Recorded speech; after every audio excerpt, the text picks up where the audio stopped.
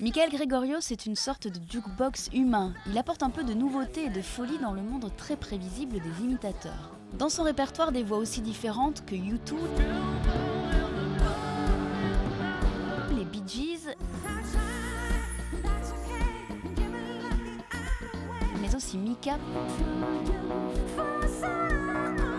Pavarotti ou encore Billie Holiday.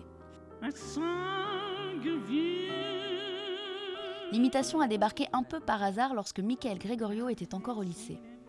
Au départ, je faisais du théâtre au lycée et je me souviens, on jouait une pièce de Bertolt Brecht, Grand-peur et misère du Troisième Reich, et j'avais le rôle d'un chirurgien qui était marié à une femme juive et j'ai essayé un petit peu de faire mûrir ma voix, d'essayer de donner un petit peu à mon personnage un peu plus de maturité. J'avais 16 ans, donc forcément j'avais une voix encore plus aiguë.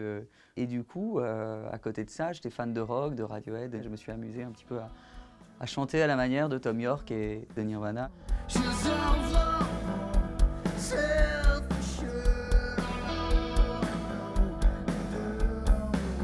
Michael Gregorio est repéré à la télé en 2001, il n'a que 17 ans. Il remporte 2 saisons de Graines de Star, puis l'animateur Laurent Ruquier le prend sous son aile et produit son premier spectacle. L'originalité de ses voix fait le reste. Souvent, c'est plus simple d'imiter Johnny Hallyday, Francis Cabrel, Charles Aznavour et Claude François. Après, c'est aussi intéressant d'aller sur des... en tout cas, moi, c'est ce qui m'intéresse le plus, c'est d'aller sur des terrains qui n'ont pas encore été explorés, entre guillemets. C'est pour ça que voilà, je prends du plaisir à travailler Billie Holiday ou Cat Stevens ou Phil Collins.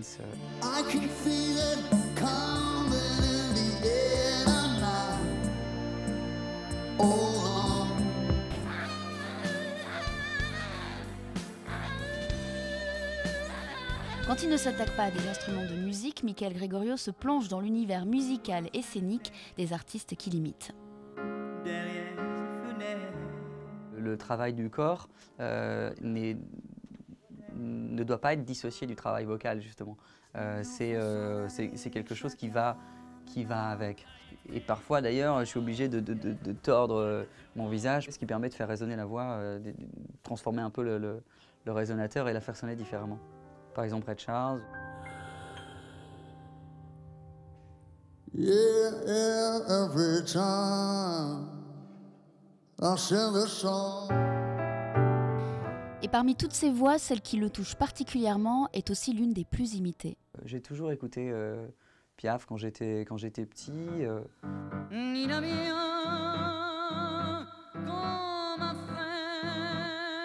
C'était quelqu'un qui était vraiment connecté complètement connectée à la terre quand elle chantait, quoi. Elle a les 2 pieds figés au sol, elle prend toute cette force comme ça dans les pieds et dans les mains.